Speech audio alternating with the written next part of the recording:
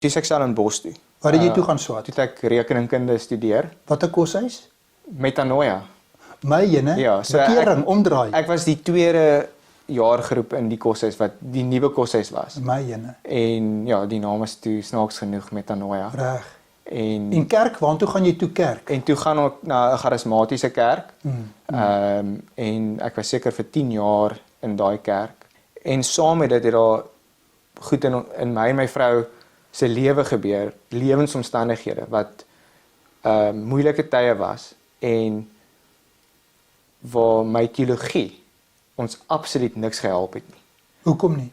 Dit was amper asof ek die werklikheid nie erken het nie, want ons moet lewe spreek.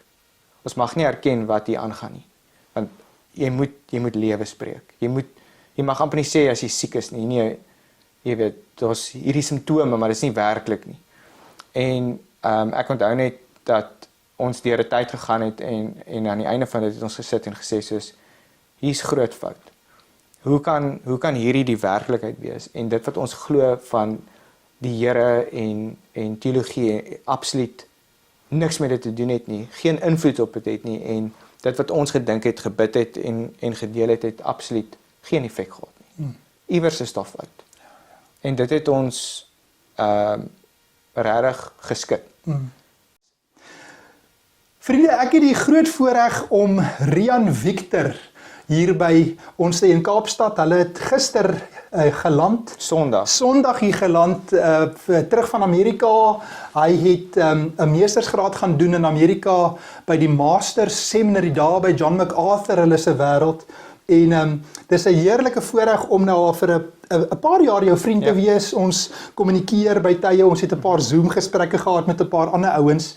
En ons gaan vandag 'n bietjie hoor oor sy roeping, hoe die Here hom geroep het, groot geword, oor see gegaan vir studies, teruggekom. Nou gaan hy die woord van die Here bedien daar in Jeffreys Bay. Ja. So Rian, dankie, dis heerlik om jou hier te hê uiteindelik. Ja, ons is baie bly en dankbaar om terug te wees. Prys die Here, jy het jou voete bietjie seer gemaak, jy met krikke, julle vliegtyg moes julle 'n ander vlug vat, maar julle is veilig hier, jy met jou vrou en jou twee kinders. Julle het dit gemaak. Wonderlik. Rian, kom ons begin eers by die begin. Vertel gou waar het jy groot geword in jou eerste jare in die kerk? Vertel vir ons daai eerste klompie jare. Ja, so ek het in Panorama groot geword hier naby en in die NG Kerk groot geword. Goeie Christenhuis, elke Sondag kerk toe gegaan. En ja, dit was maar die normale, jy weet, storie van baie van ons. En ek het so in die hoërskool, dink ek werklik tot 'n sonde besef gekom. Waar ek regtig 'n bewustheid gekry het van my sonde en besef het hier's fout. En ek is in die moeilikheid. En dis ek wil amper sê so van 16, 17 af wat ek regtig begin introspeksie doen het in my eie lewe, begin het om te besef wat binne in my aangaan is nie noodwendig hoe my lewe lyk van buite nie. Ek gee voor wat ek nie is van binne nie en besef hier's 'n probleem. En ja, ek is net dankbaar jy weet dat ek groot geword het in die NG Kerk waar mens geleer is van die Bybel, die evangelie geken het, waar ek jy weet dadelik geweet het waar die antwoord lê. En dit was net 'n kwessie van om dit te vind. En jy was in 'n gemeente waar die evangelie nog verkondig was. Ja, ek dink dit was in watter jare was dit? So dit sou in die vroeë 2000s gewees het. Voor 2005, voor 2005, 6. Ja. Toe daai dwaalleerondersoeke en goed in Pretoria en goed in Ja, en ek dink dit het natuurlik 'n tyd gevat voordat dit gesyfer het na die gemeentes. Natuurlik, ja. Ons het voor die tyd gepraat dat daar is 'n paar kragtige predikers hier in die Kaap gewees, daai jare. Ek dink vroeër jare Dominee Dirkie van der Spy van Moreletta Park was 'n Stellenbosser. Dominee Cassie Karstens gewees. Jy het gepraat van julle plaaslike leraar wat ook met krag die evangelie verkondig het, nê? Ja, en ek onthou toe ons klein was, het ons nie altyd die waardering gehad vir dit nie, want sy woorde was groot, sy denke was diep. Reg. En nou as jy terugkyk, dink jy net, "Sjoe." Jy weet jy kan sien hy's 'n ou wat in sy studeerkamer gesit het, ernstig met die skrif was en dit na die preekstoel toe gebring het en jy weet, dis wat 'n wonderlike voorreg om so iemand se bediening te kon sit en groot word en ja, baie dankbaar vir dit. En op skool gewees? Tygerberg Hoërskool. Goed, is hier naby. Ja. Ja. So daar skool gegaan. Goeie skool. Daar ook vriende gemaak. My een baie goeie vriend se pa was in die bediening. Baie by hulle huis gaan kuier en dis in hulle huis wat ek ook eintlik baie te doen gehad het met sendelinge van Amerika af, mense wat nie net Christene op 'n Sondag by die kerk is nie, maar waar hulle hele lewe rondom dit gaan. En ek was baie geïnteresseerd in dit. En ek onthou vir my 17de verjaarsdag het my ouers vir my 'n Bybel gekoop, 'n Engelse Bybel. En ek het toe dat ons dit gaan omruil vir 'n ander weergawe sodat ek die weergawe het wat my vriend het. Ek wou daai spesifieke een gehad het en toe het ek die Nuwe Testament in daai Bybel nou vir die eerste keer wat ek kan onthou van begin tot einde deurgelees. En in daai tyd wat ek kon sien daar's veranderinge in my lewe. Wonderlik. En toe matriek klaar gemaak. En wat doen jy toe? En toe ek stel in Bos toe. Waar het jy toe gaan swaat? Toe het ek rekeningkunde studeer. Watter koshuis? Metanoia. My ene? Ja, so bekering, omdraai. Ek was die tweede jaargroep in die koshuis wat die nuwe koshuis was. My ene. En ja, die naam is toe snaaks genoeg Metanoia. Reg. En kerk, waartoe gaan jy toe kerk? En toe gaan ek na 'n charismatiese kerk. En ek was seker vir 10 jaar in daai kerk. En jy weet opreg die Here gedien, amper deeltyd studeer en meer tyd by die kerk spandeer. Elke naweek, elke ekstra minuut is ingegooi in kerkaktiwiteite. En jy weet baie dankbaar vir die tyd dat ek in die kerk was, eerder as baie ander plekke op die dorp. Reg. En daar het ek my vrou ontmoet. Baie vriende gemaak daar en goeie ervarings gehad. Goed. Maar ja, met die charismatiese kerk, jy weet soos jy nou sal weet, is al baie goed wat saam met dit kom. Goed. Wat ons dalk nou sal sê is nie volgens die skrif reg nie. Ons kan nou daaroor praat. Sê net gou, so jy het gaan studeer Stellenbosch, klaar studeer. En het jy toe begin werk ook? Ja, so ek het toe my BREC graad gedoen, honeurs gedoen, toe het ek my klerkskap gedoen in die stad. En Kaapstad. In Kaapstad. Goed. En dit klaar gemaak, so 'n bietjie aangebly daar. En toe een van die vennote se vrouens het 'n besigheid in die suidelike voorstede gehad. En sy het iemand gesoek en my baas toe vir my gesê, hy dink ek sal nogals goed doen daar. En dis toe ek vir meer as 10 jaar daar gewerk. Baie gelukkig en het baie geniet. En toe nog steeds betrokke by hierdie selfde charismatiese kerk in daai tyd van jou lewe? Nog steeds betrokke by dieselfde kerk in 'n ander gemeente. Tak, goed, ja. Tak. En ek was altyd wou bediening doen. Reg. Dit was altyd my passie. Ek het altyd net gewonder hoe kan ek net meer bediening doen. Ek het al op my Stellenbosch jare was ek soos ek wil hierdie voltyds doen. Reg. Daai begeerte in my gehad en gewonder wat kan ek meer doen. En toe het ek in daai tyd eintlik by SATS ingeskryf. Goed. South African Theological Seminary. Ja. En toe het ek omdat ek klaar 'n graad gehad het ek toe vir die BTH daar ingeskryf wat toe neers gratis deur hulle en ek dink ek het so 3 jaar deur dit gewerk. En daar het ek vir die eerste keer meer akademiese goed begin lees. Waar in die verlede het ek maar, jy weet wat ook al die ding van die dag is gelees, het ek daar meer te doen gehad met eindelike teologie. Goed. En vir die eerste keer dinge begin vraagteken, Bybelse argumente begin sien. Goed. En begin bevraagteken of dit wat ek doen en in my lewe, is dit reg of is dit eintlik nie heeltemal wat die skrif sê nie. Goed. Kom ons praat dan nou gou daaroor, want jy's toe uiteindelik nou, weet ons nou, die roeping Amerika toe, jy en jou hele gesin by die Master Seminary vir 'n klomp jare gewees. Deel gou net uit jou eie ervaring uit, soos wat jy toe nou begin dieper gaan in die woord en bietjie teologie studeer, gee vir ons so 'n voorbeeld van iets wat jou begin pla het in hierdie charismatiese kerk waar jy was. Ons hoef nie name te sê nie.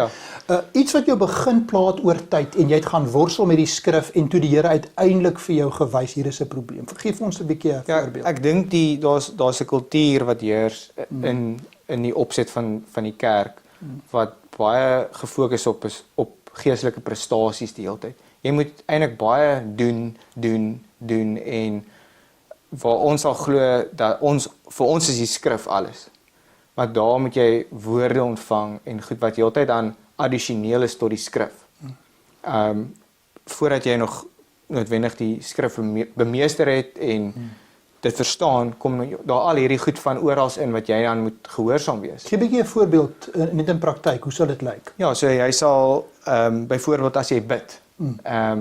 En dit is een van die goed wat vir my die mees bevrydendste ding was toe ek daar uit is daar so baie druk net om 'n gebed te sê, want jy moet nou bid en jy kan nie net bid wat op jou hart is noodwendig nie. Jy moet 'n woord van God afkry om die Gees moet amper vir jou kom sê waarvoor moet jy nou bid. Dit is soos 'n nuwe profetiese woord. Ja, en okay, ek voel ek moet nou vandag bid vir dit en dit en dit en dit en selfs by die gebedsbyeenkomste sal almal, jy weet, soos wat die praktyk is in hulle geestelike taal bid of wat ook al.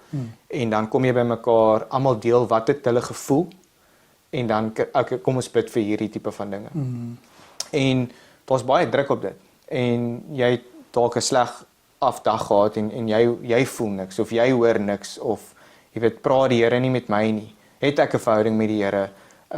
Jy weet, hoekom kry hierdie ouens hierdie beelde en visioene, maar ek kry niks. Wat's fout met my? En jy weet, dit veroorsaak dat daar daai tipe van druk is. En jy weet, so daar's verskillende maniere wat mense reageer op dit.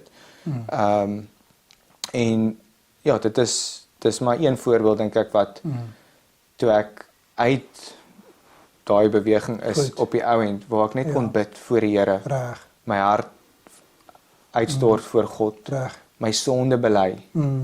Jy weet en dit vat lank genoeg.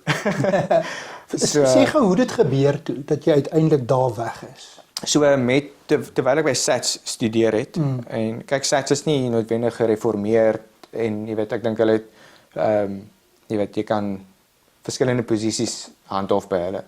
Maar ek het akademiese literatuur begin lees en teologiese goed. En dit het my laat wonder en meer dieper dink oor die skrif. Reg.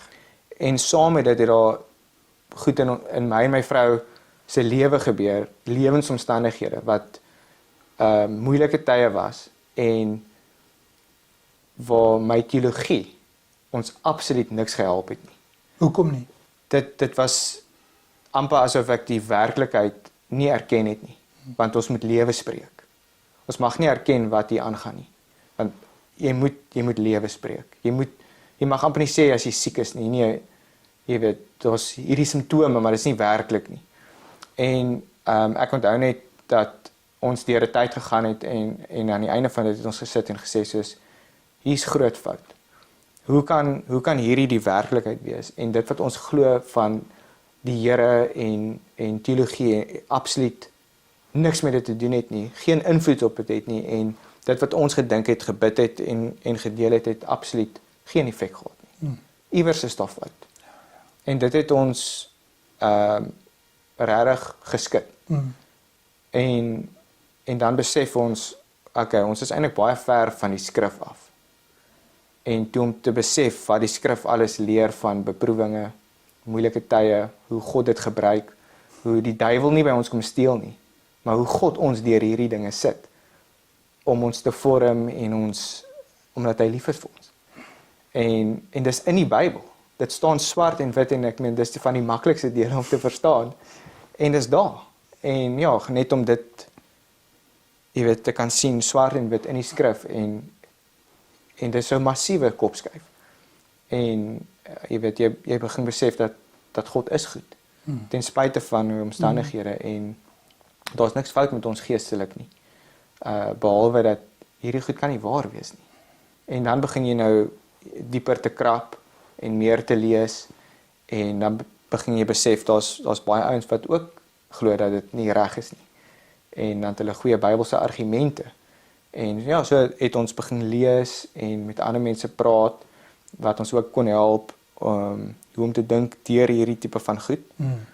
En op die einde van die dag jy weet het ons dit baie maklik laat gaan. Ons besef het jy weet en ek glo dis ook omdat ek en my vrou beide ware gelowiges is.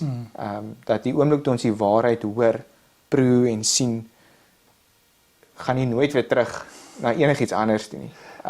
En ja, so dit het ons toe uit die charismatiese kerk uitgekry. En nog, jy weet, amper wil ek sê, jong in ons denke, in terme van gereformeerde teologie en daai tipe van goed, nie 100% geweet wat die regte vraag is, of wat die regte kerk is nie, behalwe dat ons 'n kerk soek wat die Bybel preek. En dit was toe ons ding. Ons wil 'n kerk hê wat die Bybel preek, wat ook al dit beteken, het ons nie verstaan soos wat ons dit nou sal verstaan nie. Ja. En waar is julle toe op daai oomblik? Ons is toe nog in die suidelike voorstede, en toe het ons die charismatiese kerk verlaat, en ons was vir so 2 jaar, dink ek, in 'n baptiste gemeente,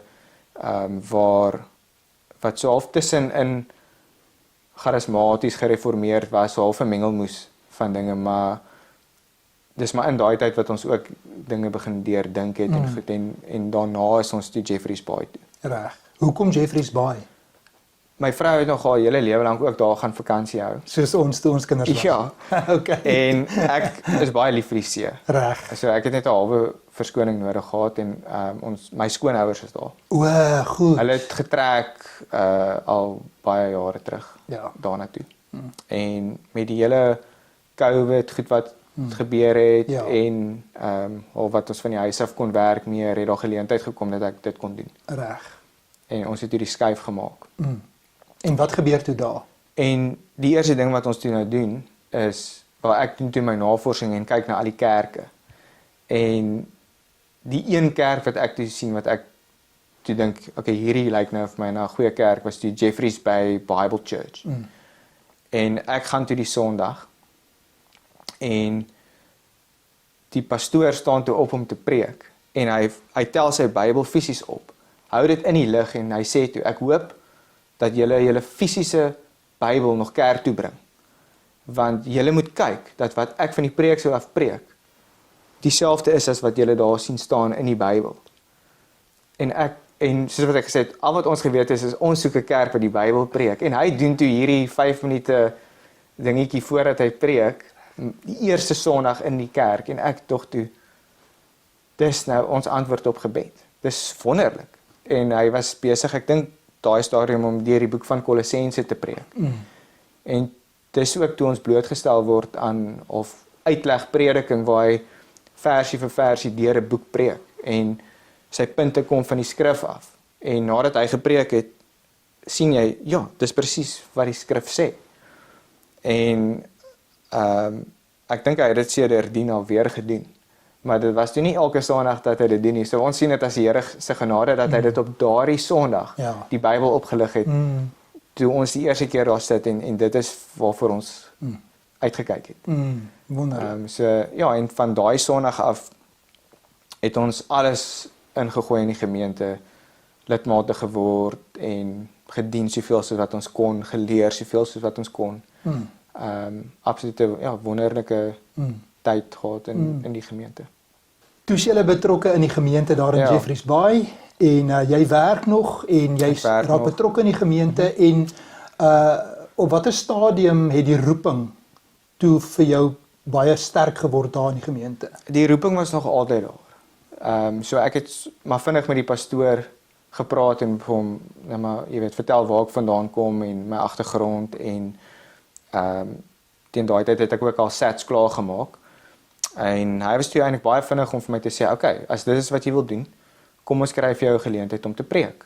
En ons gemeente het aandienste, en dit is wat hy toe gebruik om vir iemand soos ek nou geleentheid te kan gee om te preek. En onthou jy jou eerste preek? Ek onthou my eerste paar preke, 4 preke, wat in Efesiërs 5 was, oor wat dit beteken om geesvervuld te wees.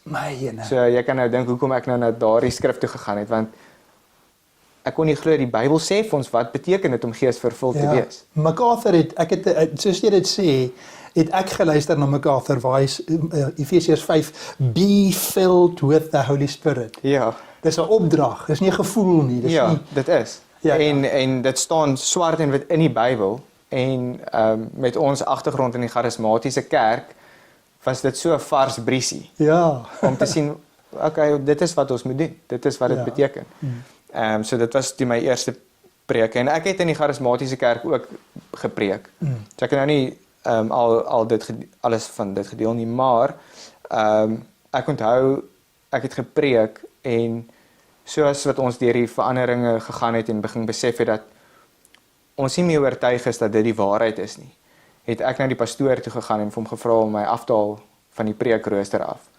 Dat ek nie meer gemaklik voel om te preek in die gemeente nie, net omdat ek kan nie hierdie twyfel hê in my en hierdie goed preek asof dit die waarheid is nie. So ek het ophou preek in die charismatiese kerk en ek is baie dankbaar daarvoor. En die pastoor by Jeffreys Bay het my toe 'n preek laat uitwerk en in die charismatiese kerk het ek net opgegaan en gaan preek. Niemand het my gehelp of terugvoering gegee na die tyd nie. Dit was net gaan doen jou ding en dis dit. En toe by Jeffreys Bay het my pastoor 'n paar ure lank met my gesit. So ek moes my preek uitdruk en hy het met 'n rooi pen saam met my woord vir woord deur die preek gegaan, begin tot einde, notas gemaak, vir my gesê ek dink jy moet bietjie meer gaan oplees oor hierdie, vir my gehelp met struktuur, hoe moet jy jou punte in jou preek, hoe moet jy oorgaan van een punt na die volgende punt, vir my so goed geleer. En hierdie preek met rooi pen teruggegee en gesê, reg, volgende week sit ons weer. Ek het dit reg gemaak. Die volgende week gegaan, het ons weer gesit en toe het ek die Sondag gepreek, die aand.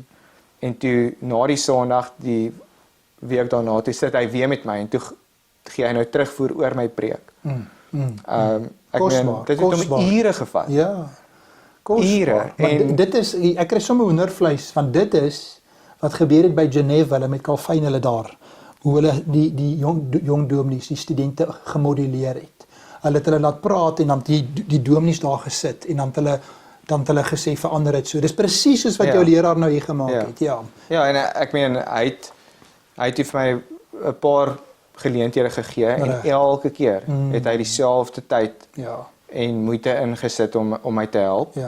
Om te preek en hy was altyd net opbouend en hy het ook altyd na die tyd vir my gesê, wat is een ding wat ons kan leer in hierdie preek? Want daar's natuurlik 1000 dinge wat ek aan kan verbeter, maar altyd half op die hoof goed probeer uittrek uit hierdie preek. So byvoorbeeld die een week het ek baie gesê, ons. En toe sê hy vir my, onthou as jy preek, is jy ook direk, julle. So verander dit van ons af na julle. Nie dat die skrif nie ook op my van toepassing is nie, maar ek moet in die week my huiswerk doen en die skrif in my eie lewe laat uitwerk en op die Sondag preek jy dit nou vir die gemeente. So net daai klein tipe van goedjies het hy altyd vir my probeer uitwys en ek het 'n klein papiertjie notaatjies gemaak van al die dingetjies. En toe ek op die ou end kweekskool toe is met daai papiertjie, ek het net so met hom weer teruggekom. Ek dink nie ek het eintlik veel veranderinge gemaak in dit nie, want hoe hy my geleer het is hoe hulle my in Amerika geleer het. En hy was ook daar 20 jaar terug, maar jy weet ek het natuurlik my teologie en baie dinge geleer oor hoe jy weet om van die grondtale af te werk en daai tipe van ding, maar as dit kom by die preek en die struktuur en opstel en goed het, hoe hy my geleer het is hoe ek nou nog steeds daai selfde papiertjie vandag het. Wonderlik. Prys die Here. Kom ons gaan gou van daar af. Hoe gebeur dit toe van daar af dat jy en jou gesin by die Master Seminary in Amerika kom? So deur die preke en goed het my pastoor en van die ander ouderlinge gesê, hulle dink, jy weet, hulle kan sien daar is roeping en hulle sou my aanmoedig om dit verder te vat. En my pastoor het toe vir my gesê, jy weet, ek het al agtergrond by SATS en goed, maar daar's nog baie half gapings in my opvoeding. So ek kan nou probeer om hierdie gapingkies te vul met 'n kursusie hier of 'n kursusie daar, of ek kan gaan kweekskool toe en seker maak ek kry die volledige opleiding. En dis wat hy sou voorstel. En ek was dadelik in en hy sê toe vir my, doen aan, aansoek by die kweekskool in Amerika en kyk wat gebeur. Reg. En toe doen ek aansoek en ek word toe aanvaar en doen toe aansoek vir 'n beurs en ek kry toe die beurs en so het die bal maar gerol. En dit was nooit, ek wou amper sê, nie dat ons nooit die keuse gemaak het nie, maar dit was amper asof die keuse was eintlik al jare terug gemaak en ons het net gewag vir die geleentheid om te kom. Ja. En dit was dit. En in die Here se tyd het dit gebeur en alles het uitgewerk. Die gemeente was ongelooflik agter ons deur die hele proses. Elke week om net te deel waar is ons, wat het ons nodig, want jy het baie fondse nodig net vir die visa vereistes. Ja. Alleen, jy weet ons moes huis verkoop. Ek moes my werk bedank. En jou kinders is in skool. Jy bly om die draai van jou skoonfamilie. Dis 'n baie groot lewensverandering. En so ja, die gemeente het ons so baie ondersteun deur dit. Ja. En ja, so het ons ook snaaks genoeg was ons visa afgekeur. Die eerste keer. Nadat ons al ons klaar ons huis verkoop het en alles. En ons het toe dadelik weer aansoek gedoen. En dit was ook 'n toets om net hoe ernstig is jy oor hierdie? En ja, ons het toe dadelik net weer aansoek gedoen en die tweede keer dit net gekry. So ek dink ons het in Amerika aangekom 2 of 3 dae voor die klasse begin. Uitpak alles hier. Ek dink ons was nog in die hotel. Ja. So, toe begin jou klasse. Ek dink ons het die maandag in 'n woonstel ingegaan en die dinsdag met klasse begin. Ja. So jy weet, maar dit het alles net baie mooi uitgewerk en ons ja, my pastoor het ook aan ons kommunikeer dat jy weet hulle sal ons wil terug hê as ons kom. Die gemeente het gegroei tot op 'n plek waar ek dink 'n tweede persoon nodig is. En ja, dit het ook deur ons hele tyd in Amerika was regtig om te hard te werk vir die moontlikheid om terug te gaan na die kerk wat so baie vir ons beteken het. Ja. En ja, as die Here wil dan begin ons nou volgende maand of aan die einde van hierdie maand eintlik in daardie gemeente. Sjoe, loof die Here. Dis eintlik so 'n kosbare getuienis vir ander kerke ook, né? Kyk nou hoe mooi is dit, jou plaaslike gemeente, die dominee wat jou gementor het, wat sê hier's 'n man met 'n roeping en dan neem die kerk vir jou verantwoordelikheid, staan by jou, stuur jou uit vir opleiding, jy kom terug en jy gaan aan in die gemeente. Ja. Mens bid so dat soveel baie ander gemeentes daai model sal volg. Jy stuur nie jou student weg en hy moet nou self sien en kom klaar nie. Hy's van die gemeente, hy word gemodelleer deur die leraar, hy mentor jou. Dis soos Paulus en Timoteus. En nou kom Timoteus terug en nou gaan jy aangaan in die bediening. Kosbare getuienis. Ja, en ons wil in geen ander gemeente wees nie. Jy weet ons het so baie ontvang by hierdie kerk. So die idee dat ons kan teruggee. Reg. Jy weet, loof die Here. So dankbaar. Loof die Here. Rian, dis die eerste gesprek wat ons het vandag. Julle is op pad, sak en pak, die hele familie. Jeffreys Baai toe en ons hoop dit gaan wonderlik vir julle wees. Kom, ons sal nog ander programme kan maak oor die Master Seminary in bietjie meer detail gaan, maar ek het tog gedink die vriendskap wat ons nou oor 'n paar jaar het, kan ons nie net 'n paar dinge oor John MacArthur sê nie. Ons kan 'n hele dag praat oor John MacArthur. Deel met ons 'n paar dinge wat jy beleef het van John MacArthur op die preekstoel. Jy het vertel 'n paar interessante goed. Deel dit met ons en ook as hy nie op die preekstoel is nie. Jy was daar in die fase wat MacArthur gepreek het en swak geword het en toe siek geword het en uiteindelik oorlede is ook. So deel met ons 'n paar dinge wat jy dink vir ander mense bemoediging kan wees van MacArthur. Ja, ek dink mens kan maar eers sê die bediening is groter as wat MacArthur is. En een ding wat hy altyd gesê het is be concerned about the depth of your ministry and God will be concerned the breadth of it. En ek dink dis 'n baie waardevolle les wat ek van die begin af geleer het is fokus net op hoe diep jy gaan met die Here en moenie bekommerd wees oor hoe breed jou bediening is nie. En ek dink dis is 'n filosofie wat hy gehandhaaf het. En ek dink dis 'n goeie filosofie wat ek ook wil toepas. Bybelse filosofie. Ja. Bybels. So en dis die ander ding is van dag 1 af is die Bybel is die autoriteit. Die Bybel is die gesag van alles wat ons doen. Ons doen eksegese, ons hele curriculum is opgestel om die Bybel reg en akkuraat te interpreteer, sodat as jy in die preekstoel staan op 'n Sondag en sê, dit is wat die Here sê, dan moet jy seker wees dat dit is wat die Here sê. En ek dink dit is 'n ding wat in ons ingehamer is, en dit is natuurlik, jy weet, van MacArthur af wat dit kom, waar hy week in en week uit dit gedoen het van die preekstoel af. En dis hoekom die gemeente is baie groot. Ek dink dis seker, jy weet, 6000 plus mense in daai kerk wat so lief is vir MacArthur, omdat hy vir hulle die waarheid verkondig het. En dis net 'n vars briesie om te sien die effek wat dit het op 'n gemeente en hoe goed die gemeentelede eintlik geleer is in die skrif, baie gesout. En jy weet, ek het dit geleer by my eerste Bybelstudie. Jy weet, moenie iets leer van die skrif as jy nie ten minste MacArthur se commentary gelees het of sy studiebybel nie. Hier is hy. Ek het hom, en weet jy wat, ek gebruik hom vir my preekvoorbereiding, en ek sê dit, ek bedoel, ek is 'n gereformeerde verbondsou, maar die voetnotas van MacArthur se studiebybel is vir my so belangrik dat ek preek nie voordat ek nie MacArthur se studiebybel deurgegaan nie, want hy het tegniese detail in van die voetnotas wat ek in geen van die ander kry nie. En diepte waarvan jy praat. So ek wil net beamoen wat jy sê. Ja, en ek dink dis met MacArthur is jy weet, sy nuuskierigheid is dink ek wat hom so goeie prediker gemaak het, is hy wou elke woordjie omdraai. Elke dingetjie wat hy verstaan. Hoekom dit?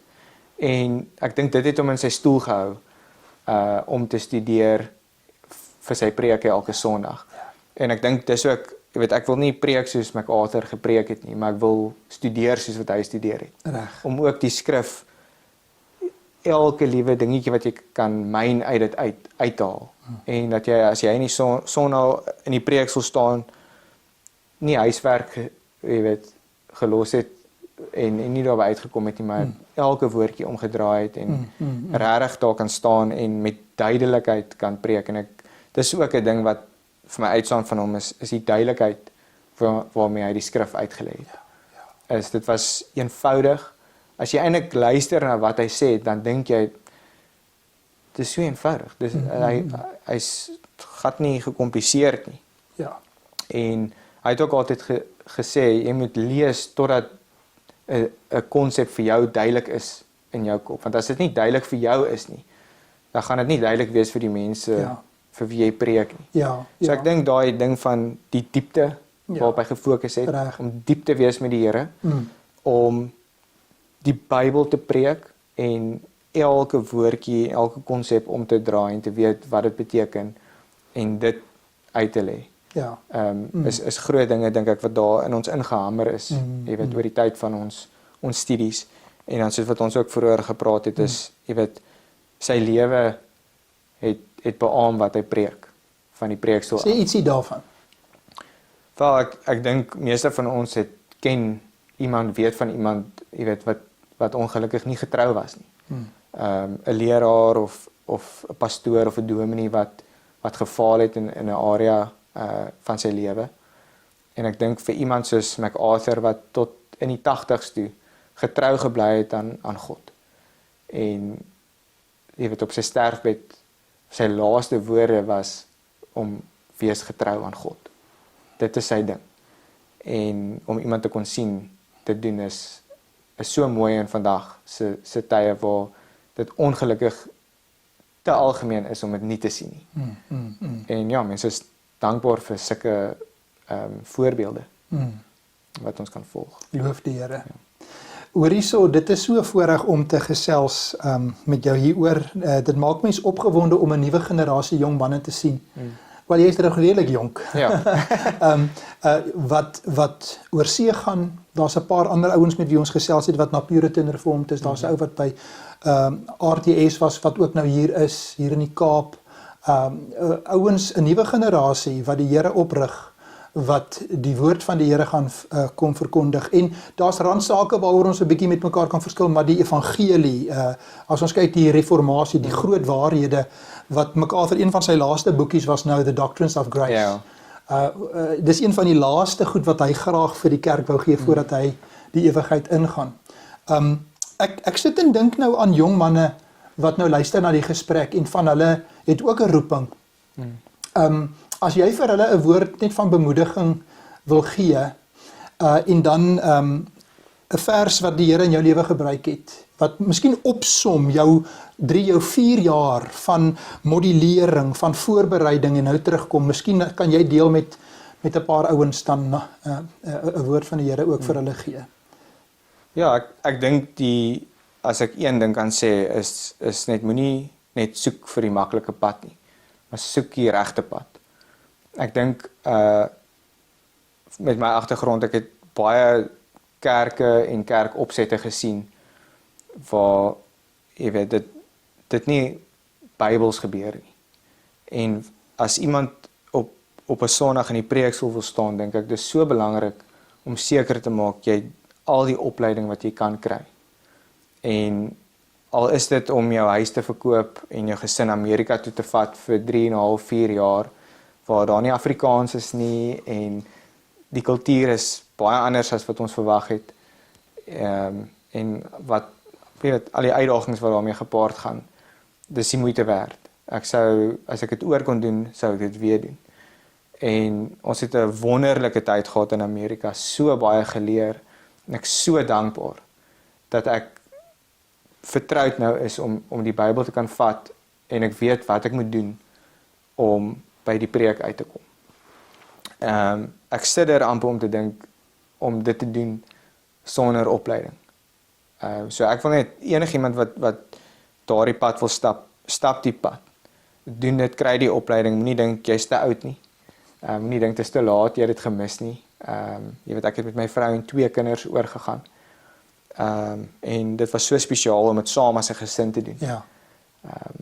En hulle is almal nou deel van hierdie avontuur. So dink dit sou my bemoediging wees. Jy weet al lyk die pad onmoontlik, moeilik, dit is die moeite werd. En dan kom jy daaraan en dan is jy saam met 100 ouens in die klas wat almal hulle huise moes verkoop. Wat almal groot opofferings moet maak en dan besef jy's eintlik so spesiaal nie. En dan besef jy ook dit is wat dit kos. En dit is wat dit gekos het vir almal in kerkgeskiedenis, kan jy maar kyk dat die patroon is net dieselfde. En so ons staan maar net in 'n lang lyn van manne en dis nou ons beurt om dit te doen. En ja, dan wil ek net 'n versie deel in 2 Timoteus 2. Ek gaan vers 1, 2 en 3 sommer lees. Ja. Jy dan, my seun, wees sterk deur die genade wat in Christus Jesus is. En wat jy van my gehoor het onder baie getuies, vertrou dit toe aan getroue manne wat bekwaam sal wees om ook ander te leer. Ly dan verdrukking soos 'n goeie krygsman van Jesus Christus. So ek dink vers 2 is die idee waar Timoteus die lering van Paulus ontvang het. En Timoteus moet daardie lering nou toevertrou aan getroue manne wat ook weer bekwaam is om ander te leer. En ek dink dit is, jy weet, in die Engels het ons gepraat van you have received the trust. En ons moet getrou wees om daardie trust, jy weet, goeie rentmeesters van dit te wees en dit getrou te wees om ander ouens ook te leer en sodat die werk kan aangaan. En ek dink dis 'n groot vers is jy weet, die feit dat ek kon Amerika toe gaan en van groot teoloë leer en ouens wat jy weet, dalk saam met MacArthur in die klas was toe hulle in die kweekskool was en nou is hulle my professors gewees en nou leer hulle vir my en so gaan dit nou my beurt wees om ander weer te leer. En so ons moet, ja, ek dink daardie versie is baie bemoedigend. En gee vir ons baie rigting oor net wat ons moet doen. Amen, amen. Kan ek vir ons 'n gebed doen? Ja, asseblief. Afsluit. Here, ons staan net verstom voor U, die lewende God. hoe u kerk bou, ook hier in Suid-Afrika, hoe u vir Dominee Rian Victor voorberei het, hier in die Kaap, oor hoeveel jare groot geword het, en hoe jy uiteindelik hom en sy gesin Jeffreys Bay toegevat het, en daar hom geroep het, en dat hy in Amerika kon gaan studeer het, nou teruggekom het. Here, ons dank u vir 'n nuwe generasie manne wat u oprig, wat terugkeer na die woord, wat 'n passie het om woord vir woord, u woord, gesagvol te verkondig, en ons bid, Here, vir Suid-Afrika. Ons dank u, Here, dat u nog nie klaar is met ons nie. Ons bid vir Dominee Rian, ons bid dat u hom gaan gebruik daar in Jeffreys Bay, ons bid vir manne wat voorberei gaan word om weer aan te gaan met hierdie fakkel van die evangelie. Dankie, Here, dat ons u kan loof en prys en aanbid, dat u kerk bou en dat die poorte van die hel dit nie sal oorweldig nie. Here, ons dank u ook vir die lewe en werk van John MacArthur. Ja, Here, hy was nie volmaak nie, hy het ook foute gehad, maar ons wil vir u dankie sê vir die impak wat hy gehad het, reg oor die wêreld, vir uitleg, prediking, die gesag van u woord. As ons dink aan duisende preke en mense wat tot bekering gekom het deur sy lewe en sy werk en sy bediening. Dankie, Here, dat ons kan praat van 'n nuwe generasie van mense wat onder die gesag van u woord, Here, dit wil verkondig en u kerk in hierdie wêreld die suiwer evangelie gee. Here, ons is almal op pad na die ewigheid. Ons sidder, soos Rian sê ook, as ons moet dink dat ons week vir week toe vertrou word om u woord te verkondig. Here, dankie dat u ons roep, dat u ons bekwaam maak. Ons dankie daarvoor, ons loof u. Ons bid dit in die naam van Jesus Christus, ons Here en Verlosser. Amen. Amen.